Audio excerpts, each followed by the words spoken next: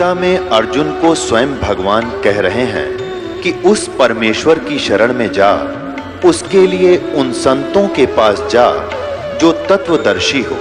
इसी प्रकार हजरत मोहम्मद को उनका अल्लाह कह रहा है कि कोई और पूर्ण परमात्मा है, उसको पाने के लिए उन तत्वदर्शी संत की तलाश कर। वो प्रभु कौन है, ये जानने के लिए कृपया अवश्य सुनिए जगत गुरु तत्वदर्शी संत रामपाल जी महाराज के अमृत वचन।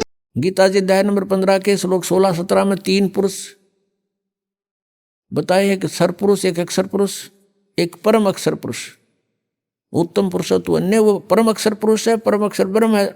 गीता जी अध्याय नंबर 8 के श्लोक नंबर 3 में जिसके विषय में कहा गया कि वो परम अक्षर ब्रह्म है। अर्जुन ने जब गीता जी अध्याय नंबर 8 के श्लोक नंबर 1 में प्रश्न किया था, उसका उत्तर 8 के 3 में दिया।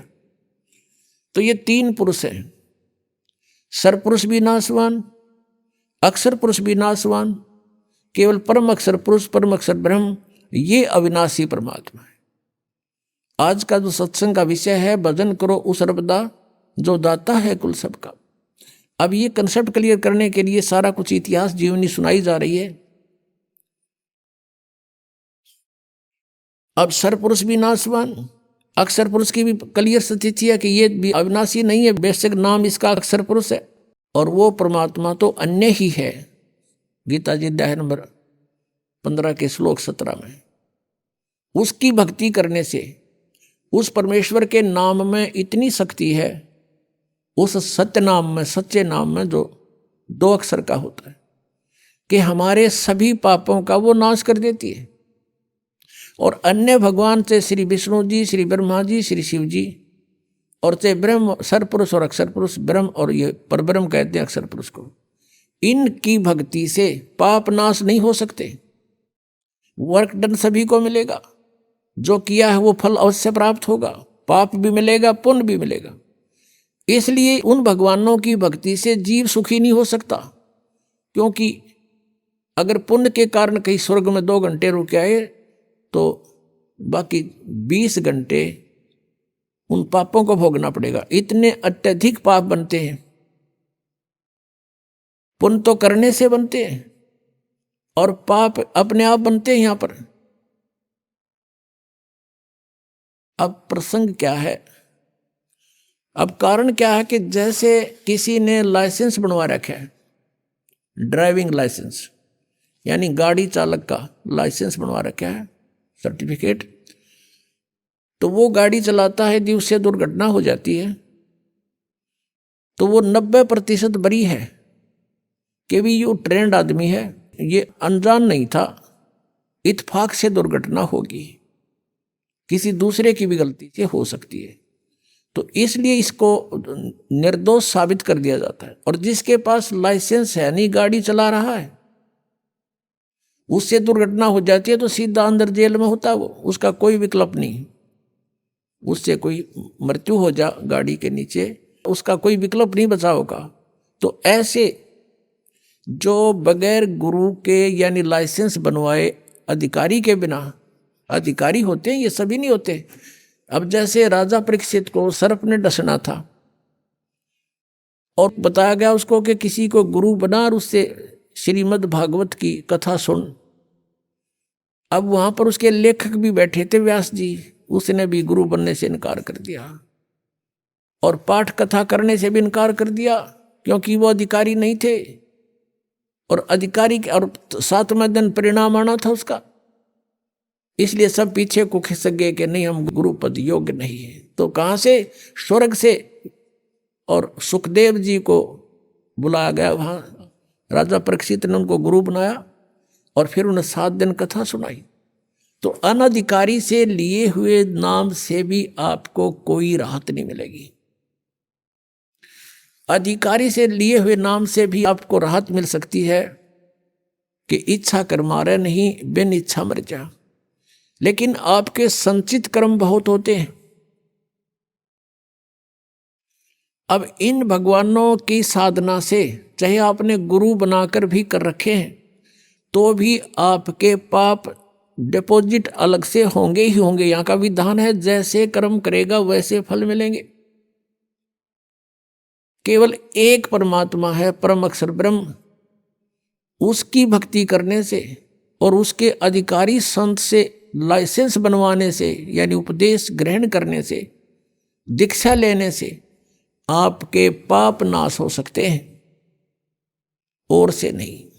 तो यहाँ प्रसंग है, कहते हैं जब ही सतनाम हृदय धरो भयो पाप को नाश।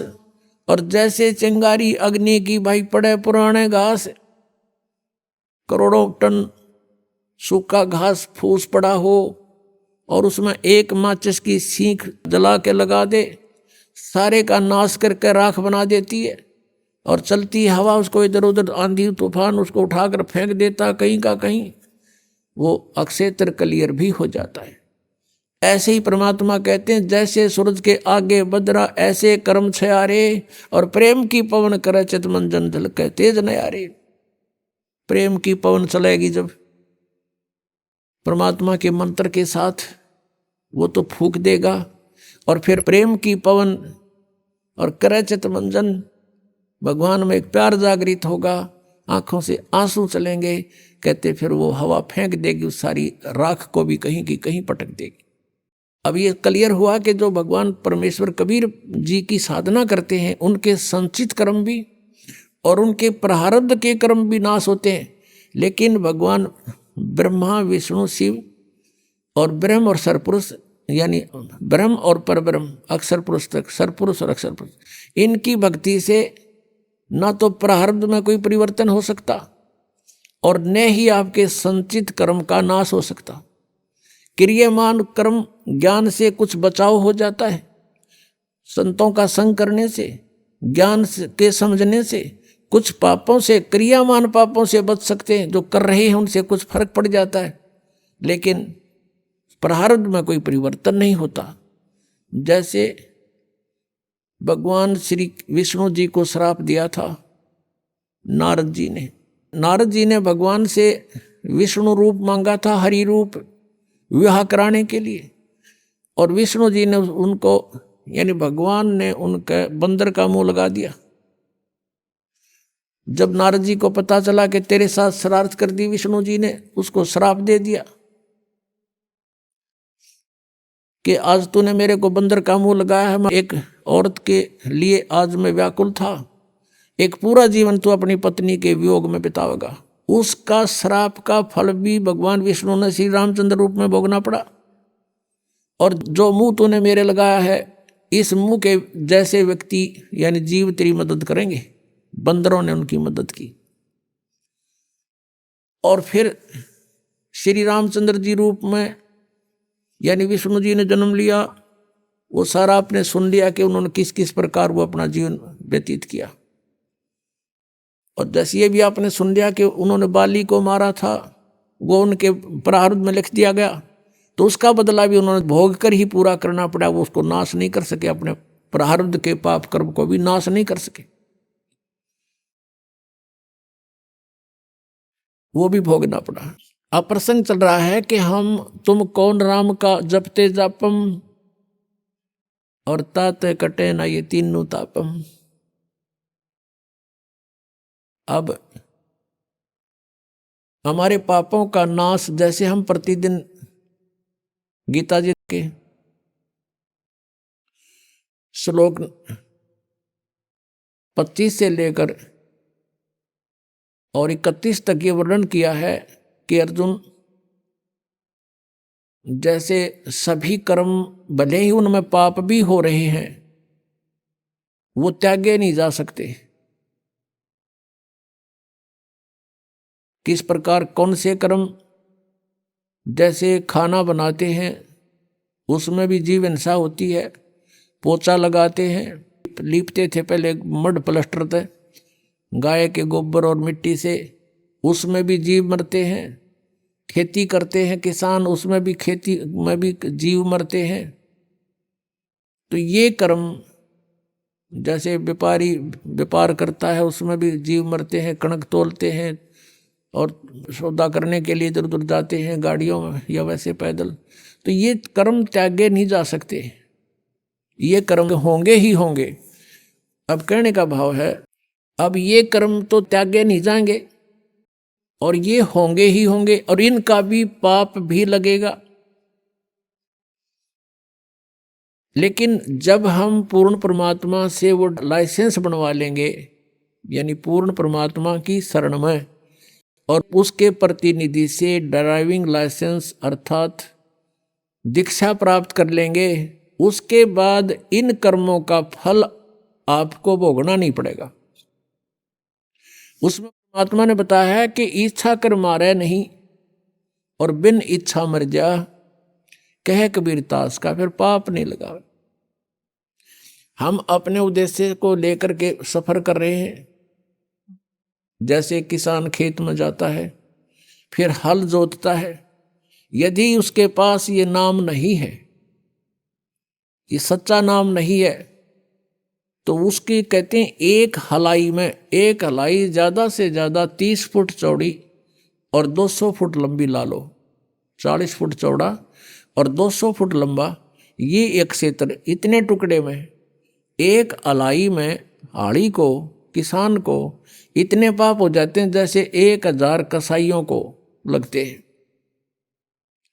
अब वो पाप उसके बैड अकाउंट में लिखे गए, फिर उसको पुण्य भी मिलता है किसान को, जैसे खेती बनी, उसमें से कनक झड़के जमीन पर गिरी, उसको जीव जंतु कुछ पक्षी खा रहे हैं, कुछ कीड़े मकोड़े उठा ले गए, बिलों में ले गए ठा के, तो उससे उसका पुण्य भी बना।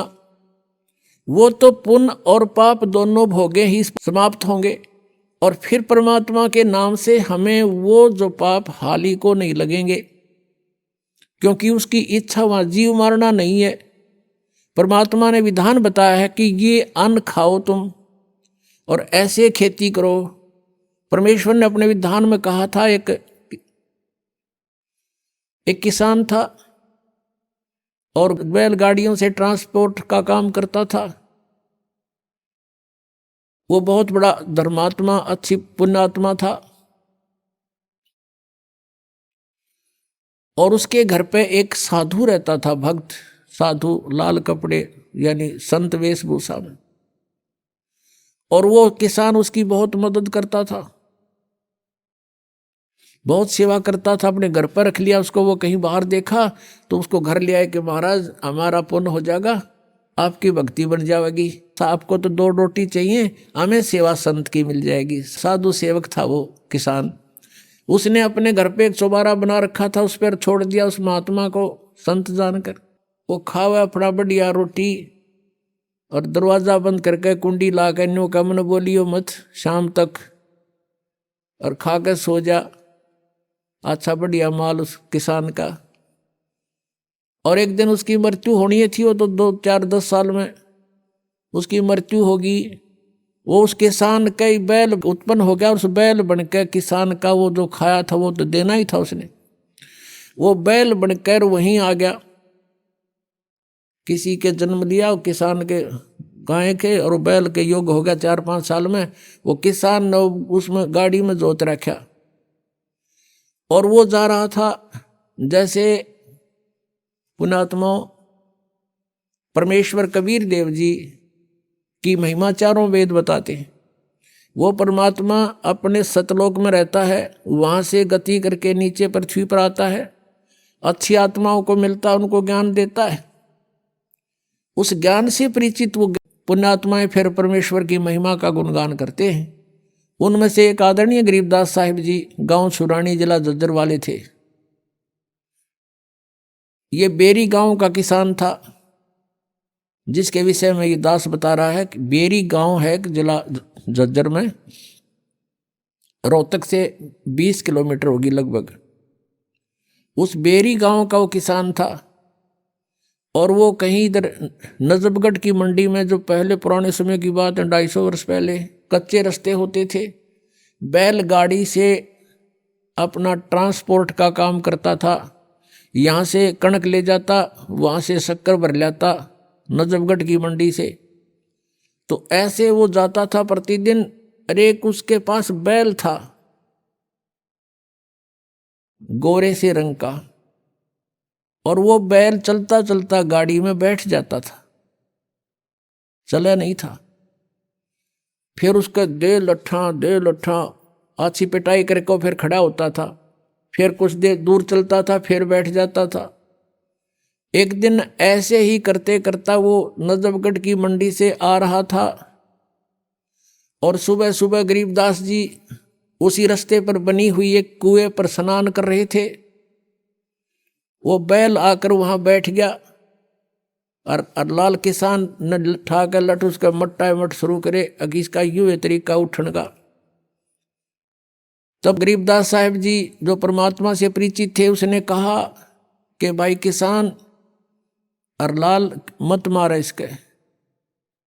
क्या करूं भाई भगत, इसने तो मेरा लहू पी लिया है। 1 किलोमीटर चल रहा है, आध घंटा बैठा रहे है, फिर न ठावा तो लट लुट मार के ठावे हैं, इसने तंग कर लिया। अब क्या हुआ, गरीबदास जी उठे, अग भाई मारे मत इस पशु के, डट जा रुक जा। अब गरीबदास जी ने जाके कान में उसका कुछ फूंक सी मारी, क्योंकि वो तो परमात्मा से परिचित हो चुके थे। गरीबदास जी कहते हैं परमात्मा से मिलकर, परमात्मा के टच होने से, परमात्मा के ज्ञान से परिचित होने से परमात्मा की कृपा से उनमें शक्ति आ जाती है। और दिव्य दृष्टि गरीबदास जी की परमात्मा ने खोल रखी थी। अब उसके कान में गरीबदास जी ने कुछ बोला, बैल एकदम खड़ा हो गया और कह दिया भाई अकी मारिए मत इसके, ये रुकेगा नहीं। अब वो ले गया जोत के गाड़ी, उसका नाम पूछ लिया। गांव में जब छोटा सा गांव था, छोटानी 40-50 घर होंगे मुश्किल से। क्या नाम है आपका? कि गरीबदास नाम है मेरा भाई, और बलराम मेरे बाप का नाम है। अब वो बैल डटा नहीं डटा, वो तो जाकर पहुंच गया वहां पर। अगले दिन फिर 2-4 दिन के बाद फिर वापस चला, वो उसी तरह चले। अब सरलाल ने सोचा भाई यू आदमी कौन था, इसने के मंत्र मार दिया इस बैल के, यू तो सिद्ध पुरुष दिखा, कोई साधुओं की भूख उसने थी। उसने गांव में आकर पूछा, उसी रास्ते में पड़े था, कि भाई गरीबदास नाम का है बलराम का एक गरीबदास है, उसका घर किस है? तो वो गरीबदास जी का कोई शिष्य मिल गया उसने। तो वो बोला भाई वो आम आदमी को नहीं, वो तो परमात्मा समझ लो उन्नत है, भगवान मिले थे और संत है, वो आम आदमी नहीं है। ने बोला भाई जब बात या बात बनी, कहने लगा मैंने उसे दर्शन तक कराओ, कहाँ है उसका घर बता दिया कि वो सामने लो, मैं ले चलता हूँ। वो शिष्य लेकर गया, शिष्य ने प्रणाम किया और लाल ने प्रणाम किया। उसने देखा ऐसा बुढ़ा ठोठ ही बोलो तो मठ यो आज खखाट ठहरा, मेरी तो जीवन बदल दिया ना। तो रोज बिरान माटी हो रही थी, 3 दिन का काम 1 हफ्ते में करे था यो। अब दूसरे बैल तभी आगे चले है। तब उसने पूछा कि हे महाराज जी, आपने इस बैल के जादू कर दिया? तब गरीबदास जी ने पूछा कि भाई एक बात बता, तेरे घर पे कोई बाबा जी रहा करता? अखां जी रहा करता, और आपने खूब गे चलवे खुआए चुरमे कर करके उसताई अखां जी खूब सेवा करी महात्मा की। उसने कहा मैंने भाई भक्ति ना करी, तेरा खा गया सो गया। अब यू बैल वो बाबा जी है, अब ये तेरे लट खा पूरे करे, आदत इसकी विवाह बिगड़ रही है, खा और सो जाऊं, परीब के सोन दे है। तो इसने ये भी इसका लठ मारा है, हर तेरे पूरे कर रहा है। भाई मैंने इसको यही कहा भाई लठ खा के कर ले, अर्चे राजी खुशी कर ले बेटा, ये तो तूने पूरे करने पड़ेंगे, खाओ था चूरमेर सो जा था।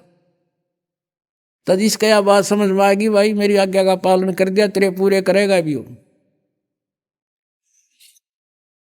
अपुण्य आत्माओं कहते हैं सत्संग की आधी घड़ी और परमात्मा कहते तप के वर्ष 1000 तो भी बराबर है नहीं, कहे कबीर विचार। अब देखो करे करावे साइया मन में लहर उठा, दादू से दर्जीव के वो आप बगल हो जा।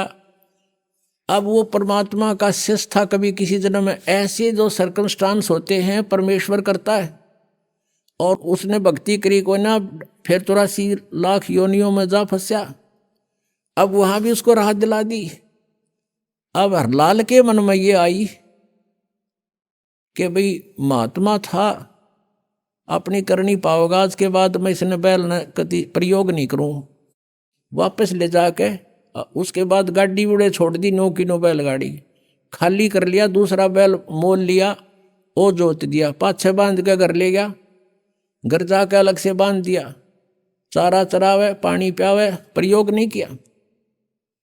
अब उसको वहां भी राहत दे दी, परमात्मा ने दिवा दी अपने हंस को। कोई था पिछले जन्म का निकम्मा, खाओ था सो जा था। अब उसके बाद हरलाल ने सोची भाई इस महात्मा से तो कुछ ज्ञान सुनना चाहिए। फिर परमात्मा ने ज्ञान सुनाया, कोट जन्म तन भ्रमत हो गए, कुछ ना हाथ लग्या रे, कुकर सुकर खरबा बोरे, कौआ हंस बगारे, सारी कथा सुनाई। अब एकदम प्रभावित हो गया वो किसान हरलाल, और उनको ये कर्मों से परिचित कराया कि 1 अलाई और 1000 कसाई बराबर पाप लगे।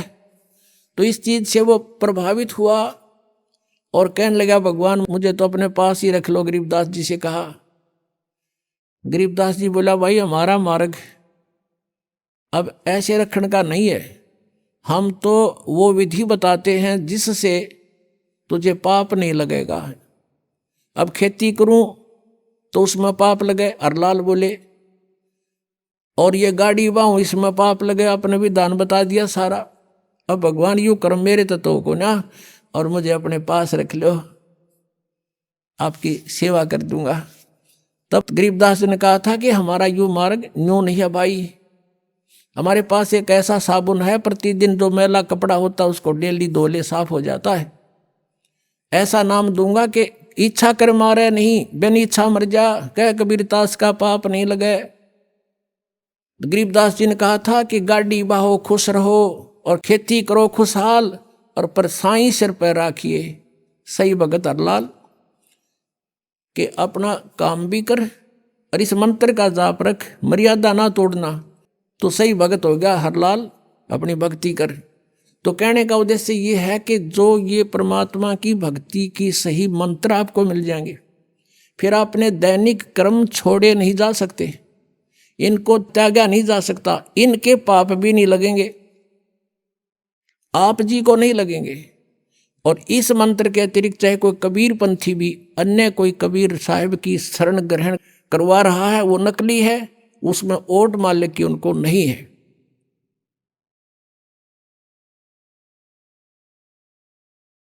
तो प्रसंग चल रहा है कि किस परमात्मा की भक्ति हम करें और कौन से भगवान से हमें पूर्ण राहत मिलेगी। तो ऐसे जो साधना आपने देखी, भगवान विष्णु, भगवान ब्रह्मा, भगवान शिव जी की साधना, और उनकी आप पे दुर्गति, आप ही कर्मों के फल को उन्होंने भोगना पड़ता है। तो इनके उपासकों को क्या राहत मिलेगी, अंडरस्टूड है। ब्रह्म के बारे में आपको बता दिया कि ब्रह्म का ओ मंत्र है, और ब्रह्म केवल 21 ब्रह्मांड का स्वामी है, यह सरपुरुष है, इसको ज्योति निरंजन भी कहते हैं। इसकी भी मृत्यु होती है, इसके अंतर्गत जितने भी प्राणी हैं ये भी स्थिर नहीं है। और जब तक जन्म और मृत्यु है, जीव को सुख नहीं हो सकता, परम शांति नहीं हो सकती। अक्षर पुरुष ये 7 संघ ब्रह्मांड का स्वामी है, 7 संघ ब्रह्मांड का, और इसकी भी जन्म मृत्यु होती है। इसके अंतर्गत सभी प्राणी भी नाशवान है, भले उनकी आयु लंबी है, और सभी योनियां उनको भोगनी पड़ती है। और इनके अंतर्गत अक्षर पुरुष को भी इष्ट मानकर, यानी परब्रह्म को भी इष्ट मानकर जो साधना करना चाहता है, वो भी परम शांति को प्राप्त नहीं हो सकता। केवल परम अक्षर ब्रह्म, परम अक्षर पुरुष, उस परमात्मा की भक्ति और उसी के नुमाइंदे परम संत से लेकर जो करेगा उसको सब लाभ होगा। एक समय गरीबदास जी जो परमात्मा से परिचित हो चुके थे, सतलोक सचखंड को स्वयं आंखों देख कर आए थे अपनी आत्मा से, उनको वापस छोड़ दिया था कबीर परमेश्वर ने, उनके ज्ञान योग को खोल दिया था, दिव्य दृष्टि को खोल दिया था। उसके बाद कबीर परमेश्वर ने अपने उद्देश्य अनुसार उनसे अपनी अमृतवाणी, अपनी महिमा का ज्ञान पुनः उच्चारित करवाया गरीबदास साहिब जी से।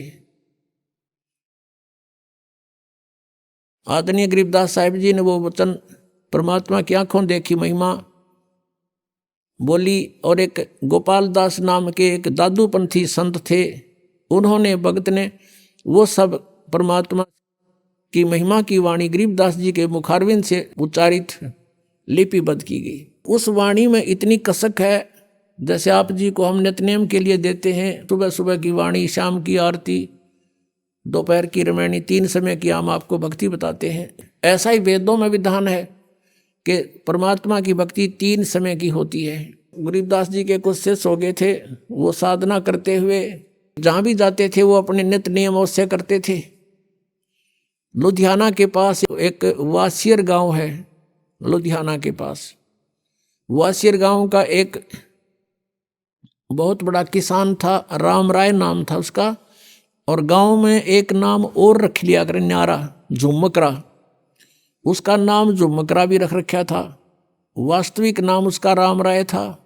एक गरीबदास जी का भक्त उस वासियर गांव के बाहर गर्मियों के समय था, सुबह सुबह स्नान करके एक तालाब में, और उसी तालाब के ऊपर बराबर में बैठकर एक पटड़ी सी पे बिछा कर वहाँ अपनी चादर बैठ कर भगवान के नित्यनेम कर रहा था, सुबह की वाणी बोल रहा था। और ये राम राय जी सुबह सुबह फ्रेश होने के लिए गए थे। उसने देखा कि बहुत ही अच्छे सुरीली आवाज़ से भगवान की वाणी कोई भगत उच्चारण कर रहा है। और ये पंजाब के लोग वाणी के बड़े कायल होते हैं, इसके ऊपर बड़े आसक्त हो जाते हैं, इनको इनकी वैल्यू का पता है। तो राम राय जी जाकर बैठ गए उस भगत के पास में, सारी वाणी सुन ली। जब उसने अपना पूरा कर्म कर लिया तब राम रमी हुई, कुशल मंगल पूछा, कौन कहाँ से आया तू? उस भक्त ने बताया कि मैं ऐसे ऐसे उस गांव का हूँ और किसी कामवश जा रहा था, पहले पैदल चलते थे और यहाँ बैठ के मैं अपनी भक्ति कर रहा था। तब उस राम राय ने पूछा कि ये वाणी गुरु ग्रंथ साहिब में तो है नहीं, आप किसकी वाणी पढ़ रहे थे? बहुत ही आत्मा को खींच रही थी ये वाणी, इसके शब्द मेरे हृदय में जगह बना रहे थे। तो उस भक्त ने बताया कि मेरे गुरुदेव के द्वारा बोली अमृतवाणी है। राम राय ने पूछा कि ये संत ऐसी अमृतवाणी जिसने बोली है वो विद्यमान है शरीर में या शरीर छोड़ गया? भक्त ने बताया कि अभी विद्यमान है। पूरा एड्रेस ले लिया राम राय ने। वो सरदार जी वहां से चल पड़ा। वहां से चलते चलते कहाँ पहुंचा? गांव छुडानी में। जो ही वो सुबह सुबह पहुंचा तो गरीबदास साहिब जी, वो किसान थे, खेती करते थे, जमीन बहुत थी। और एक, क्योंकि ये संत जो होते हैं वो भगवान से परिचित हो जाते हैं, सभी ज्ञान से परिचित है। ऐसे ही वेदों में लिखा है कि जैसे यजुर्वेद अध्याय नंबर 40 के मंत्र 15 में लिखा है, वायु अनिलम अथिदम भस्मांतम शरीरम ओम कर्तु समर किलवे समर कर्तुम समर। ओम नाम का जाप काम करते करते सेवन करो, विशेष कसक के साथ सेवन करो, मनुष्य जीवन का मुख्य उद्देश्य जानकर ओम का जाप करो, ये तो है ब्रह्म साधना। फिर उसने बताया कि उस परम अक्षर ब्रह्म 40वें अध्याय के 17वें मंत्र में तुरंत कहा है यजुर्वेद में कि वो पूर्ण परमात्मा तो ऊपर प्रोक्ष है, वो तो गुप्त है, मैं ब्रह्म हूँ, मेरा एक ओम नाम है। उस परमात्मा की भक्ति करनी है तो तत्वदर्शी संत बताओगे उसका ज्ञान। यजुर्वेद अध्याय नंबर 40 के श्लोक 10 से लेकर 13 तक तत्वदर्शी संत की महिमा की जानकारी दी है। बताइए, उनसे पूछो, वो बताओगे।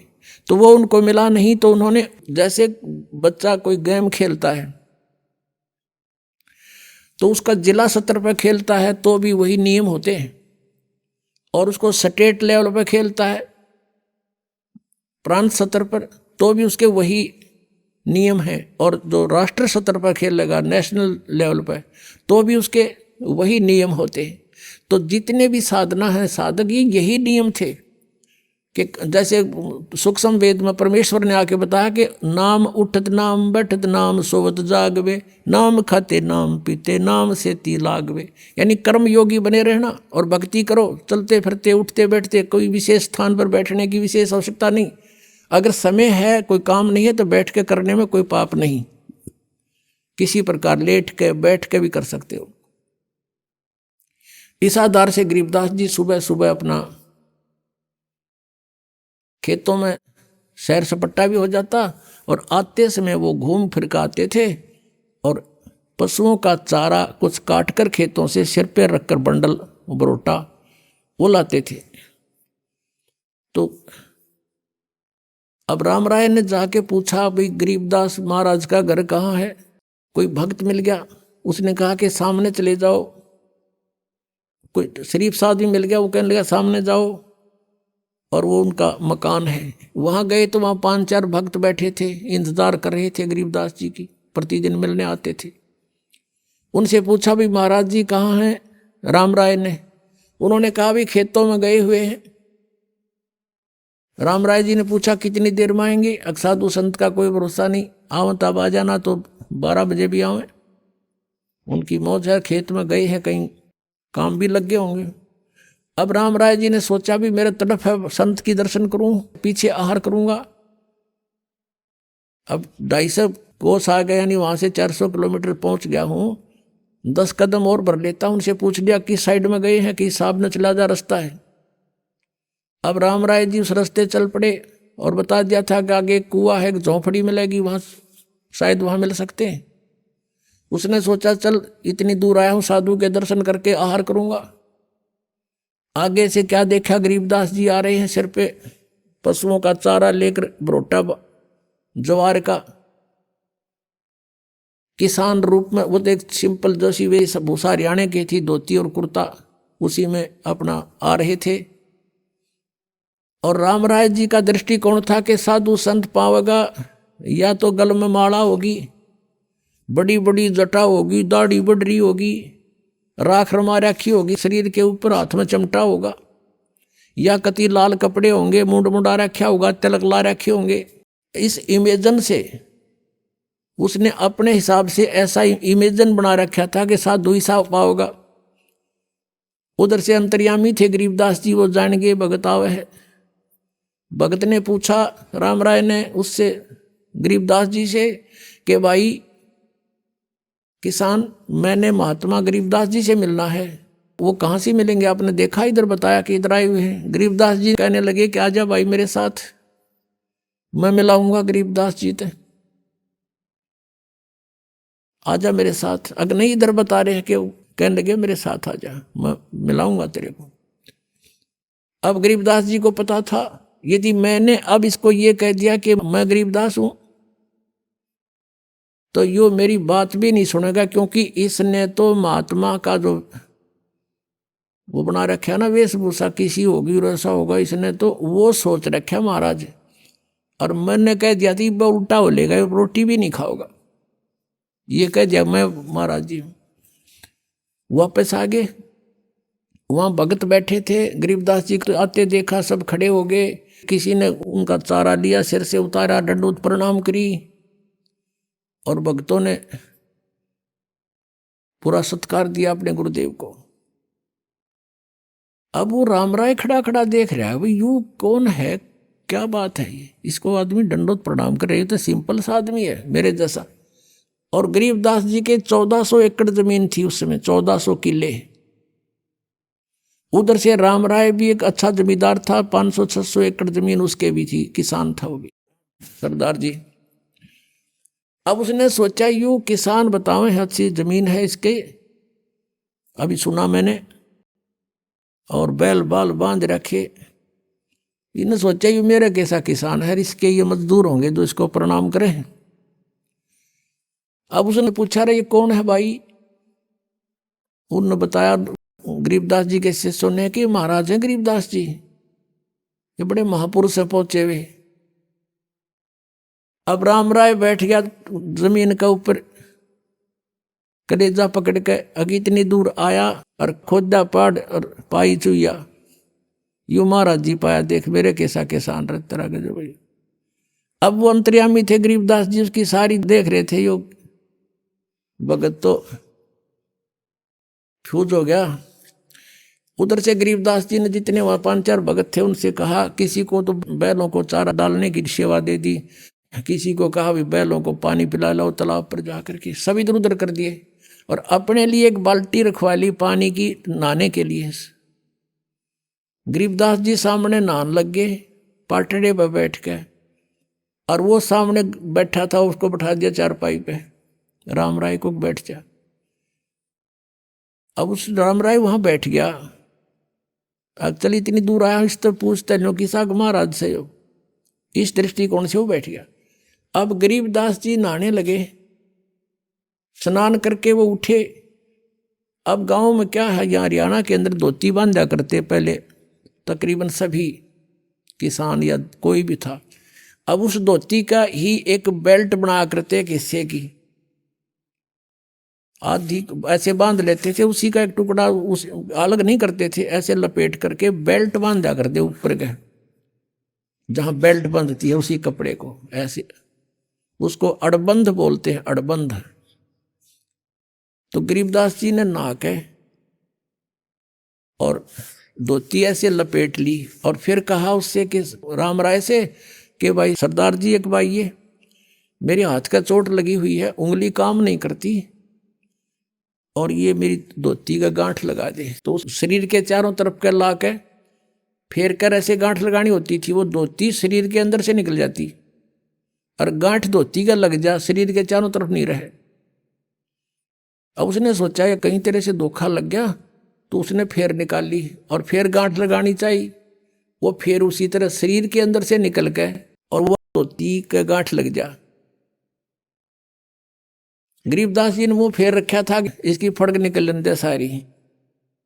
अब जैसे ये धोती थी, उसका एक हिस्सा ऐसे कर दिया करते थे किसान, ऐसे ऐसे करके, और फिर उसको बांधते थे। फिर शरीर के चारों तरफ के, वो धोती से कनेक्टेड रहती थी शेष के, और ऐसे शरीर के चारों तरफ के वो लावे और गांठ नो लानी थी, वो नो खेचा शरीर में निकल जा, धोती का गांठ लग जा। अब तीसरी बार भी जब यह सतीथि हो ली, उसने ऊपर ने देखा कि देखा तो नहीं है तेरे का ना, कहते न्यू सोचा अच्छा बड़ी बूझ गांठ भी ना लगती इससे। जब उसने ऊपर को देखा और राम राय था विष्णु जी का पुजारी, तो गरीबदास जी का ऊपर का हिस्सा विष्णु जी जैसा हो गया, सिर पर मुकुट, 4 हाथ, शंख चक्र गदा पद्म। जब उसने नो देखा चरणा में पड़ गए और गरीबदास जी ने बोला मैं तेरे कैसा किसान हो, या गांठ क्यों ना लगती तेरे तय। तब उसने देखा जानते को तेरे की तो भाई आम व्यक्ति नहीं है, चरण पकड़ दिए। अब ऐसी लीला करे बिना वो राम राय सुने नहीं कुछ, यू ज्ञान ही 60 पट। अब राम राय विवश हो गया कि ये तो भाई परम शक्ति है, विष्णु जी अवतार आए हैं, विष्णु जी ना है तो उसका अवतार जरूर है, मतलब हमारी ऐसी धारणाएं होती हैं। तो इसलिए उसको ये ज्ञान सुनाना, शरण में लेना, कहते हैं 100 सलसी दर मैं करूं अपने जन के काज। तो मालिक ने वाली लीला बख्शी, रजा बख्शी उस पर, वो ज्ञान सुनाया सारा। 1 हफ्ता रोक्या खूब, उधर जानने का दिल करे था उसका, रंग दिया रंग में। तब उसने कहा कि भगवान ये ज्ञान तो आज तक किसी ने हमें नहीं बताया जो आज आपने बताया। तो गरीबदास जी ने कहा कि ये ज्ञान भाई भगवान ने बताया मेरे थे, वो स्वयं आए थे, वो पूर्ण परमात्मा कबीर जी हैं जो काशी में एक दानक की भूमिका, जुल्हे की भूमिका करके गए हैं, और आपके गुरु नानक देव जी के भी वही गुरु थे। अब वो तो राम राय तो सारी मान गया, बाकी सिख समाज मानो चाहे ना मानो। तो क्या बताते हैं, हम सुल्तानी नानक तारे, गरीबदास जी कहते हैं कि मेरा भी उद्धार किया, अब्राहिम सुल्तान अधम का उद्धार किया, और नानक जी का उद्धार किया, और दादू दास जी का उद्धार किया उसी कबीर परमात्मा ने। हम सुल्तानी नानक तारे दादू को उपदेश दिया, और जात जुलाहा भेद नहीं पाया, का सीमा है कबीर हुआ।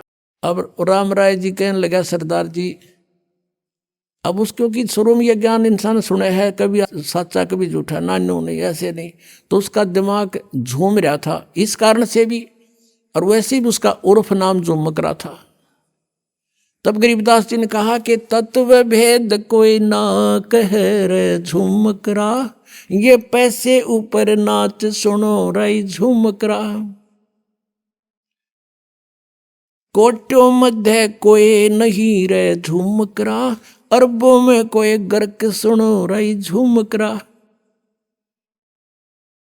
अब गरीबदास जी कहते हैं कि जो ज्ञान मन बताया ना, पहले तो किसी के पास यूं है नहीं, और जो बाकी जो विद्वान बने फिरे हैं, कहते हम वेदों को जानते हैं, उनका पैसे उपनाच है, वो कथा करते फिरे हैं, पैसे कमाए हैं, दुनिया को ठग रहे हैं, उनके पास खक नहीं। और कहते करोड़ संतों में तुझे इस ज्ञान के बताने वाला नहीं मिलेगा, अरबों में कोई गर्क सुनो रहे झुमकरा, अरबों में। अब जैसे पुण्यात्माओं कबीर पंथ देश भर के गुरु इसमें, और जहाँ देखा वहाँ कबीर पंथी, तो उनके पास कख नहीं है, वो उनके पास विधि नहीं है सही, तो वो भी काल के ही जाल में है। अब क्या बताया है कि अरबों में कोई गर्क सुनो रहे झुमकरा, गर्क माने कंप्लीट इन ऑल रिस्पेक्ट। जैसे किसी ने यो ज्ञान सुन लिया और इस दास से तीनों मंत्र प्राप्त कर लिए, और गुरुद्रोही होकर के नाम दान देने लग गया, ज्ञान भी वही बोलेगा, नाम भी वही दे रहा है, लेकिन वो गर्क नहीं, उसको अधिकार नहीं, वो तो दुश्मन है जीव का। तो ऐसे मान लीजिए किसी ने कबीर साहब की वाणी कबीर सागर पढ़ लिया, जैसे कबीर पंथियों का आज तक जिसका भी इतिहास देखा है, जिसके भी वहाँ से यहाँ से साए हैं, उन्होंने बताया है कि वो ये नाम देते हैं, वो ये नाम देते हैं, और कोई कुछ नाम देता है, कोई एक पूरा मंत्र सा बता देता है, पाताले सब सिंधु नाम फलाना नाम, और कोई नाम देता है श्री गुरु सतगुरु वे नमः, ये एंड बैंड बोले सारे। और ये कुछ एक इनमें से कबीर साहब की यह सृष्टि रचना सुना के, थोड़ा बहुत कथा कुथा सुना के दिखा जानो, ये भी वाह बात बताओ इस दास के तरह। और जैसे ये राधा स्वामी वाले पंथ के भी सचखंड और सतलोक की जो हमारे रेल बना रहे थे, इन्हें कह भी ना पता, तो ऐसा लगे कि ये भी सचखंड की बात करें और वो भी सचखंड की बात करें, वो भी कबीर साहब के बारे में कहता है, तो ये नकली है सारे, ये गर्क नहीं है, ये कंप्लीट इन ऑल रिस्पेक्ट नहीं है। इनके पास सब कुछ ज्ञान भी हो गया कि आपका ये रोग है, और उसने बता दिया तेरा ये बीमारी है, सुनकर किसी और ने बता दिया तुझे ये रोग है, और औषधि है नहीं, तो क्या फायदा उस ज्ञान का। वो तो डॉक्टर के पास जाओ जिसके पास यह जड़ी है, और रोग भी बताओगा, और जाते ही दवाई देगा, ठीक हो जाएगा। तो कहा है कि कोटों मध्य कोई नहीं रहे झुमकरा, अरबों में कोई गर्क सुनो रहे झुमकरा।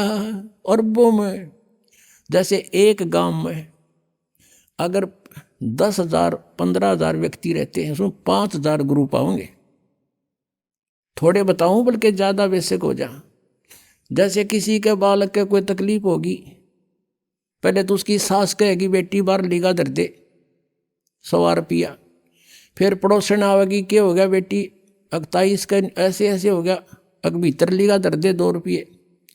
एक और आवेगी इसका नजर हो रही है, चौराहे पर मिट्टी ठा के फेंक दे इसके ऊपर गए। चौथी आवेगी गुड़गाम वाली की बोल दे। यानी एक के ऊपर 5 मास्टर हो जाएंगे गुरु। ऐसे ऐसे हर घर में 1-1 2-2 जरूर पाओगा। कोई ब्रह्मा की पूजा बतावे, कोई विष्णु की, कोई शिव की, कोई भैरव की, कोई भूत की, ये बतानी है नरे। और कोई फिर कहे ब्रह्म पूजो वशिष्ठ ऊपर भगवान नहीं, इनकी भी गिनती नहीं। गीता जी अध्याय नंबर 7 के श्लोक नंबर 19 में कहा है कि अर्जुन बहुनाम जन्माना मनते ज्ञानवान माम प्रपते वासुदेव सर्वमिति स महात्मा सुदुर्लभ है। बहुत बहुत जन्मों के अंत के जन्म में कोई मेरी पूजा करता है, ब्रह्म तक पहुंचती है उसकी बुद्धि, ना तो अन्य देवताओं में फंसे रहते हैं। लेकिन ये बताने वाला कि वासुदेव सर्वमिति, वासुदेव यानी वो परमात्मा तत्परम। गीता जी अध्याय नंबर 18 के श्लोक नंबर 62 में कहा कि सर्वभाव से उसकी शरण में जा। कहते ऐसे बताने वाला कोई संत के वही पाप नाशक है, वही पूर्ण मोक्षदायक है, वही सारी सृष्टि का रचने वाला है। कहते ये बताने वाला साधु तो मुश्किल तो मिलेगा। तो उसी दृष्टिकोण से गरीबदास जी कह रहे हैं, कोटो मध्य कोई नहीं रह झूमक रहा, अरबों में कोई ग्रक सुनो रह झूमक रहा, तत्व भेद कोई ना कह रह झूमक रहा, ये पैसे ऊपर ना सुनो रह झूमक रहा। तो गरीबदास साहिब ने कहा था, भजन करो उस रब का जो दाता है कुल सभी का। ये है वो कुल का दाता, कबीर इज गॉड, और इसी की पूजा करो। बोलो सतगुरुदेव।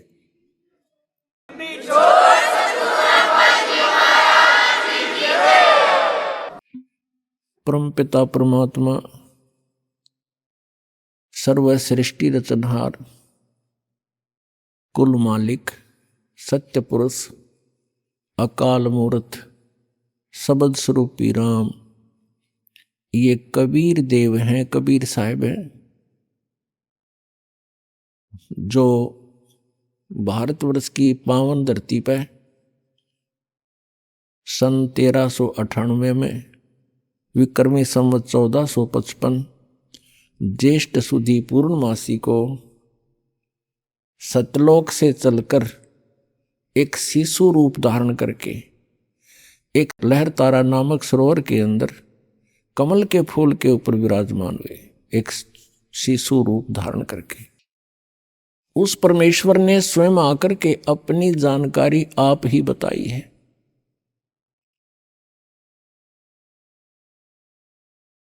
और उस परमेश्वर के बताए ज्ञान से काल के दूतों ने अपनी अलग अलग दुकानें खोल ली। सब सचखंड सतलोक के गीत गान लगे। उनको कह कह का पता नहीं सचखंड क्या होता है, सतनाम किसे कहते हैं, और सतलोक सार नाम सतशब्द सतनाम ये क्या चीज है। इसके विषय में आदरणीय गरीबदास साहिब जी, जिनको परमात्मा पूर्ण ब्रह्म अपने गुण, अपनी लीला, अपनी महिमा के अनुसार, अपने स्वभाव अनुसार जो लीला करते हैं, उस लीला के माध्यम से वो परमात्मा आदरणीय गरीबदास साहिब जी को गांव छुड़ानी, जिला झज्जर, हरियाणा में आकर के प्राप्त हुए थे। उनको फिर अपना सचखंड दिखाया, अपना सतलोक दिखाया, सर्व ब्रह्मांडों की सतिथि दिखाई, सभी भगवानों की सतिथि से परिचित करवाया, फिर उस प्यारी आत्मा को वापस शरीर में छोड़ दिया था।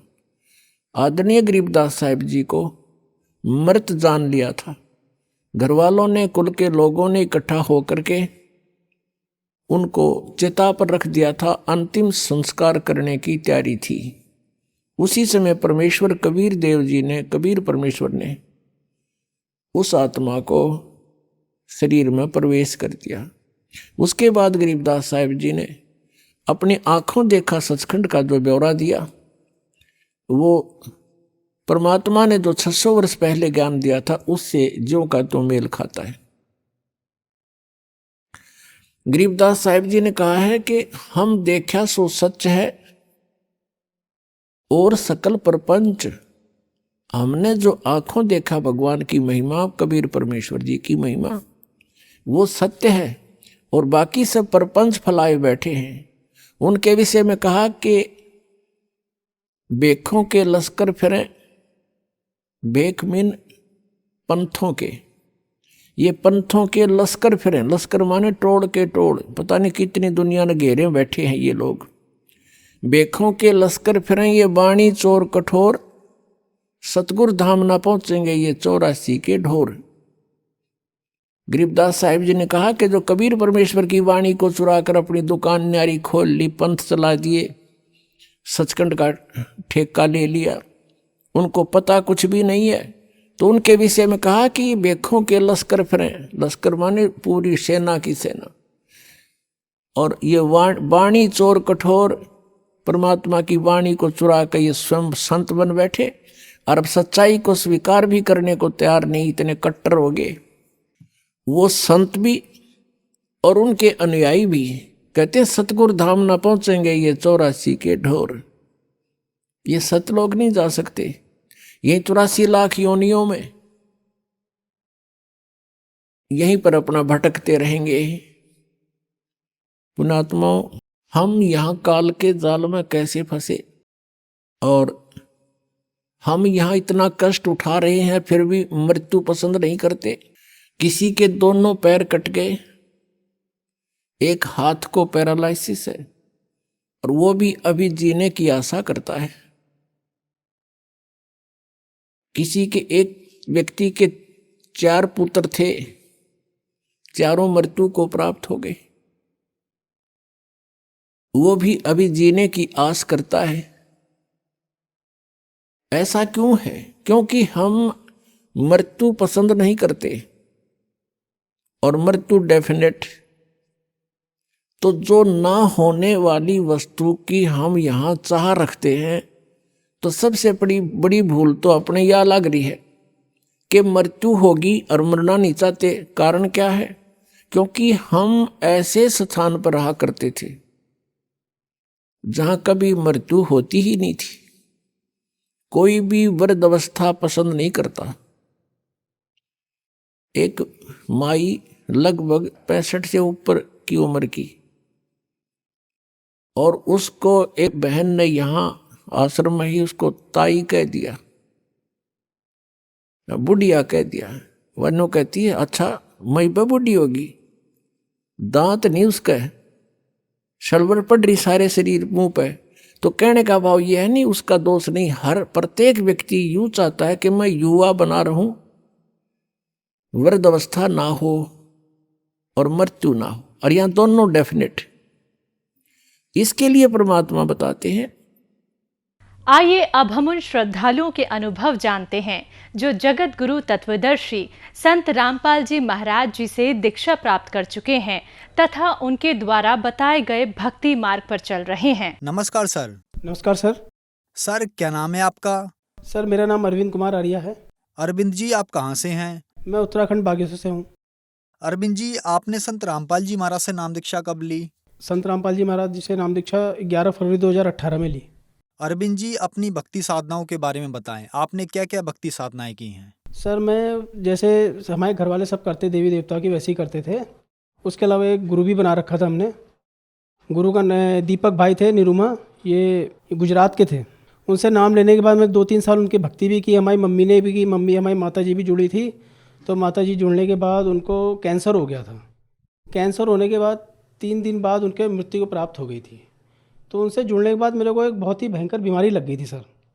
बीमारी ऐसी लग गई थी कि मिर्गी के दौरे पड़ते थे बहुत भयंकर। अगर वो वहाँ दिल्ली था, मैं गुड़गांव में था, मैं जॉब करता था, वहाँ से नौकरी छूट गई थी। उन्होंने बोला पहले अपना इलाज कराओ उसके बाद यहाँ आना। एक दिन पूजा करते करते फ़ोटो लगाई थी भगवान की खूब काफ़ी। फ़ोटो लगाने के बाद मैं जोत बाती करने के बाद ऐसे ही अपना अगरबत्ती धूप बत्ती जला रहा था, गिर गया। तो कम से कम आधे 1 घंटे बाद होश में आया। होश में आने के बाद मैंने कहा चलिए कोई बात नहीं, कोई ऐसी गलती होगी जो ऐसा तबीयत ख़राब होगी। फिर वहाँ से नौकरी छोड़ के मैं अपने यहीं आ गया था, बागेश्वर आ गया था। बागेश्वर आने के बाद ऐसे ही अपना मजदूरी करते थे। मजदूरी करने के बाद अपने जैसे भी है अपना गुजारा करते थे। संत रामपाल जी महाराज जी के एक शिष्य मिले, तो उनके पास पुस्तक थी ज्ञान गंगा। उनने मेरे को पुस्तक दी। पुस्तक देने के बाद कह रहे मोक्ष कैसे प्राप्ति होती है, ऐसे प्राप्ति होती है। उनके काफ़ी मेरी बहस हुई, ने कहा मोक्ष कैसे प्राप्ति होती है। अपने कहा नहीं, मोक्ष के बारे में मैंने गुरु भी बना रखा है। हम वहाँ आश्रम में भी जाते तो हमारे वहाँ चाय के 5 रुपये लिए जाते थे। एक चाय पीते तो 5 रुपये लगते थे, और भंडारा करते तो 25 रुपये खाने के लेते थे। और उसके अलावा वहाँ जितने दिन रहेंगे उसके और मतलब खाने पीने के सारे पैसे लेते थे सर। लेकिन उससे कोई लाभ नहीं हुआ, मेरे को काफ़ी बीमारी रहा। तो पुस्तक में जो ज्ञान गंगा था उसमें सब लिखा हुआ था, गुरुजी ने बता रखा था। संत रामपाल जी महाराज जी ने बताया था कि आप ऐसे ऐसे भक्ति करो, ऐसे आपको फ़ायदा होगा, ऐसा फ़ायदा होगा। तो भगत से भाई काफ़ी बहस हुई। बहस होने का उन्होंने कहा कि आप मेरे साथ चलो, एक बार आप गुरुजी से नाम दीक्षा ले लो संत रामपाल जी महाराज जी से, आपकी बीमारी सही हो जाएगी। हमारे घर वाले कहने लगे तुम किसकी भक्ति कर रहे हो, क्या कर रहे हो। ये घर वाले बहुत जोर में आए। जोर में आने के बाद फिर एक जो हमारे यहाँ जागर होता है, भूत को भगाने वाला, एक भूत भगाने वाला भी आया। उसने कहा तुम्हारी दिल्ली की चुड़ैल लग रखी है, ये आप इसको एक मुर्गा खिलाओ, मुर्गा चढ़ाओ, तब जाके सही होगी करके। तो घर वालों ने ठीक है मुर्गा भी चढ़ाया हमने। गुरु जी संत रामपाल जी महाराज जी से नाम दीक्षा लेने से पहले मुर्गा एक को दिया, मुर्गा भी चढ़ाया। उसके बाद हमने सही हो जाएगा, उससे भी सही नहीं हुआ। मैं दवाई खाता था सर जी 2 टाइम की, सुबह शाम। वो दवाई खाऊंगा तो मैं चल पाता था, नहीं तो मेरे को मिर्गी के दौरे पड़ते थे। आप ये देखिए मेरे दांत टूटा हो गए, ये दांत टूट रखा है, और यहाँ पे टाँके लगे थे 3-4 के। दिख रहे होंगे सर जी आपको ये। फिर मैंने घरवाली से कहा 8 दिन हो गए तुम लोग, मैं जब घर से बाहर निकलता था दवाई मेरे को देते थे, दवाई खाओ फिर जाओ, हैं अब 8 दिन हो गए तुम लोग ने एक बार भी मेरे को दवाई दी है। तो घरवाली भी थोड़ी देर सोच में पड़ गई कि हाँ 8 दिन हो गए इसको आज तक दवाई नहीं खाई, नहीं तो 1 दिन 2 दिन अगर दवाई ना खाए इसको दौरे पड़ जाते थे, कहीं काम में भी नहीं जाता था। घर की स्थिति इतनी ख़राब थी, घर की टीन थी, टीन वाला छत हमारा था, सड़ गया एकदम, टीन गल गई थी, दीवार भी गिरने वाली हो रही थी। उसके बाद गुरुजी की दया से आज परमात्मा की ऐसी दया हुई, संत रामपाल जी महाराज जी के बढ़िया सीमेंटेड 2 कमरे हैं। और उसके अलावा एक फ़ायदा और बताना चाहता हूँ, गुरुजी से जुड़ने से पहले 2 लड़की हुई थी। एक लड़की हुई वो 6 महीने में मृत्यु को प्राप्त हो गई, दूसरी लड़की हुई वो 1 महीने में मृत्यु को प्राप्त हो गई। फिर हमने कोई बात नहीं, परमात्मा की शरण से जुड़ने के बाद मेरी तीसरी लड़की हुई, परमात्मा की दया से उसकी इतनी हड्डी बाहर थी पीछे की सर की, उसको हम सुलाते थे तो ऐसे सुलाते थे, ऐसे नहीं सुलाते थे हमने। तो किसी ने बताया इसको पीलिया हो गया है, पीलिया झाड़ने जाना पड़ेगा। तो हमने कहा हम झाड़ाते, हमारे गुरुजी ने मना कर रखा है झाड़ फूँक करने के लिए। तो हमारी मेरी जो घरवाली थी, मेरी घरवाली नहीं मानी, वो ले गई झाड़ फूँक कराने वाले के यहाँ। तो उसने कहा इसको कुछ नहीं है, आप इसको ले जा सकते हो, कोई पीलिया वगैरह नहीं है, मगर उसको सोने में दिक्कत होती थी, हड्डी उसकी बाहर थी। तो हमने कोई बात नहीं, गुरुजी से हम संत रामपाल जी महाराज जी से दंडवत प्रणाम करके डेली प्रार्थना करता था, गुरुजी आप ही हो जो हो, आपने इतनी बड़ी भयंकर बीमारी सही की, आप ही सब सही करोगे। तो गुरुजी की, संत रामपाल जी महाराज जी की दया से मेरी लड़की की हड्डी भी सही हो गई, आज सही सलामत है परमात्मा की दया से। अरविंद जी, क्या आप नशा भी किया करते थे? मैं आपको बताना चाहता हूँ कि मैं बहुत दारू पीता था, इतनी दारू पीता था कि हमारे चल नहीं पाता। बस सुबह हुई, दोस्त यार मिले, उन्होंने कहा दारू पियो, बीड़ी सिगरेट भी पीता था। मैं आपको दिखाना चाहता हूँ, मेरे हाथ में घाव भी है। ये ड्रिंक करने के बाद ये अपने देखिए, ये दिख रहा होगा, सिगरेट पीता था, इसी में बुझा भी देता था। काफ़ी दारू दिख रहे होंगे आपको निशान है। परमात्मा की दया से बाद में पता चला कि बीड़ी सिगरेट पीना क्या होता है। ड्रिंक हम मतलब ये लगा लीजिए सर जी की दोस्त यार जो भी आएगा कि वो उस समय मजदूरी वगैरह करते थे, जो भी कमाया बस सुबह से चालू हो जाते दारू पीना। घर में गए, झगड़ा किया, फिसाद किया, अपना घर वाले भी बहुत परेशान रहते थे कि हाँ ये तो शराबी पीते रहता है, अच्छे काम है ही नहीं, बीमार भी है उसके बाद भी हैं। तो घर वालों के बहुत कोशिश की दारू छुड़ाने के लिए, उन्होंने कहा दारू छोड़ ले। काफ़ी जगह के हम जिस गुरु को बनाया था तो उससे तो वहाँ जुड़ने के बाद तो बीमारी लग गई थी सर जी मेरे को, उससे पहले बीमारी भी नहीं थी, पर दौरे पड़ने लग जाते थे। अच्छी नौकरी थी, नौकरी छूट गई, घर में ऐसे ही रहता था, खाली बैठे रहता था।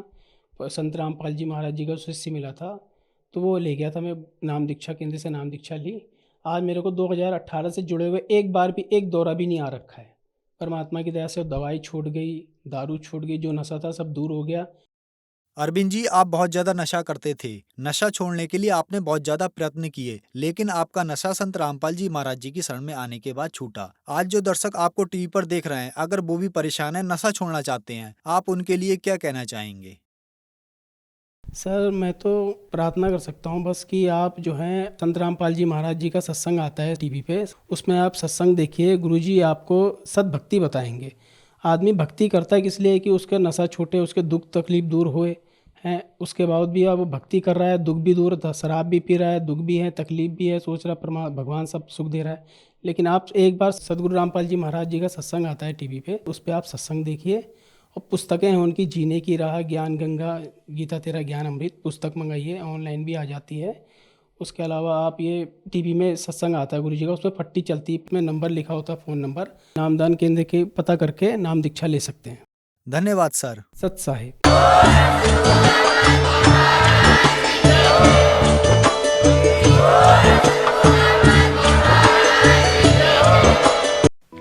आप सुन रहे थे जगत गुरु तत्वदर्शी संत रामपाल जी महाराज के मंगल प्रवचन।